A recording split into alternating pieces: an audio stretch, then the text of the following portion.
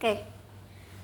Bismillahirrahmanirrahim. Assalamualaikum warahmatullahi wabarakatuh. Waalaikumsalam warahmatullahi wabarakatuh. Selamat pagi anak-anak. Pagi, Bu. Bagaimana kabarnya hari ini? Alhamdulillah, luar biasa. Allahu Akbar. Yes.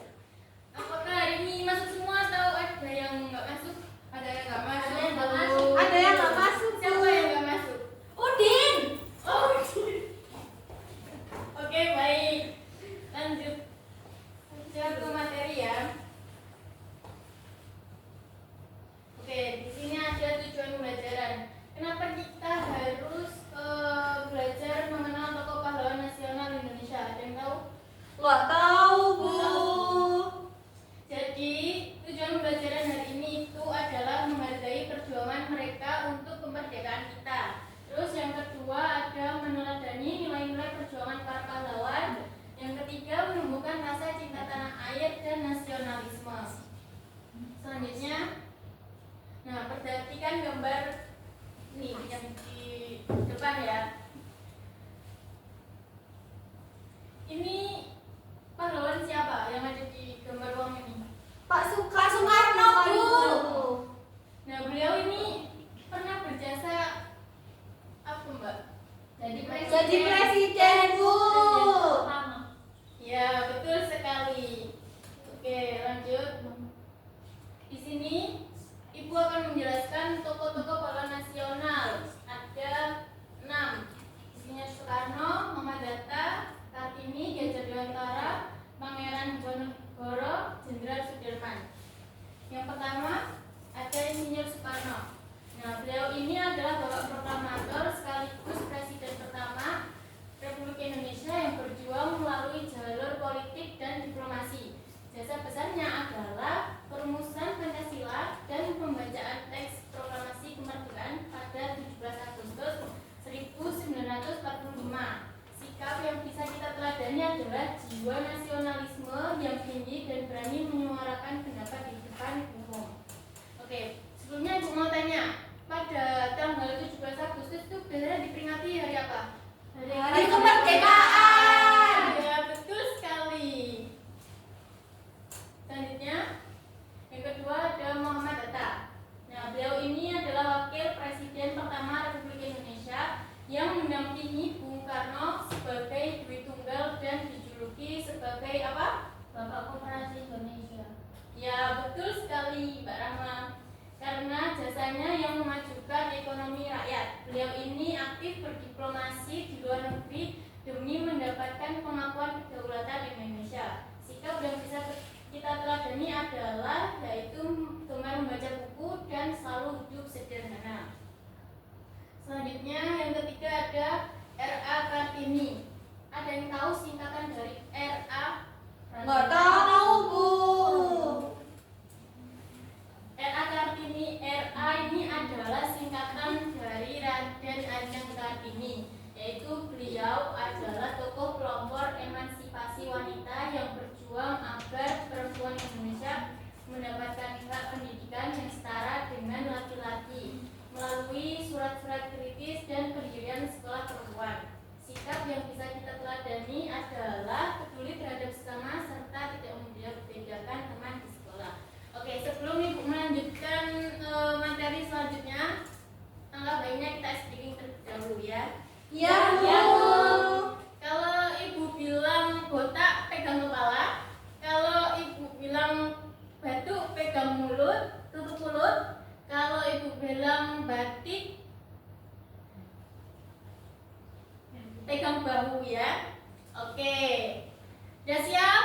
Siap. Oke, pegang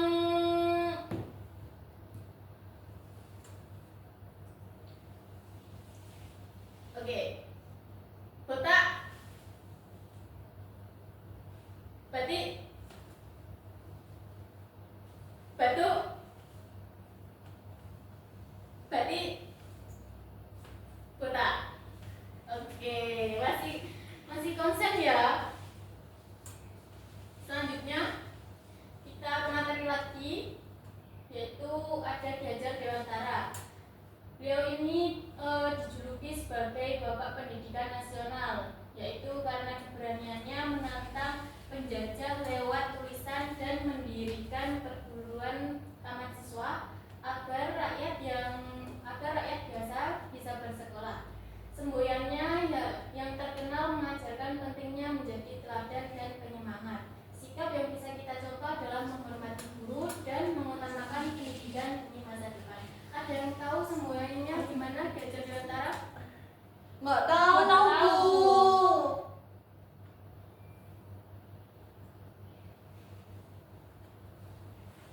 Jadi semboyannya itu adalah Tuturi Handayani tetap, Bu. ya, betul sekali Mbak Bila. Oke, selanjutnya ada Pangeran Diponegoro, yaitu beliau adalah pemimpin Perang Jawa pada tahun 1825 sampai 1830. Sebuah perang besar yang berhasil membuat pihak penjajah Belanda kewalahan dan mengalami kerugian finansial yang sangat besar. Nah, beliau ini adalah berjuang karena tidak tahan melihat rakyat ditindas dan tanah leluhurnya diusik oleh Belanda. Sikap yang bisa kita teladani adalah berani membela kebenaran dan teguh pada pendirian. Selanjutnya ada Jenderal Sudirman, yaitu beliau adalah Panglima Besar pertama di Indonesia yang memimpin perang gerilya secara bersembunyi-sembunyi dari dalam hutan demi mempertahankan kemerdekaan Indonesia.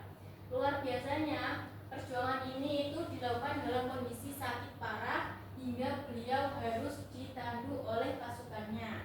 Sikap utama yang wajib kita tiru itu adalah semangat, pantang menyerah, dan tanggung jawab yang tinggi. Nah, udah selesai materinya.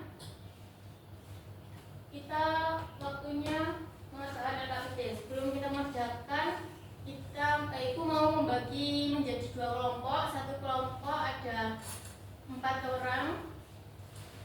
Boleh di-scan ya? Ya, Bu. Ibu kasih waktu 1 menit, cukup gak? Nggak cukup, Bu. Ibu kasih waktu 4 menit ya. Baik.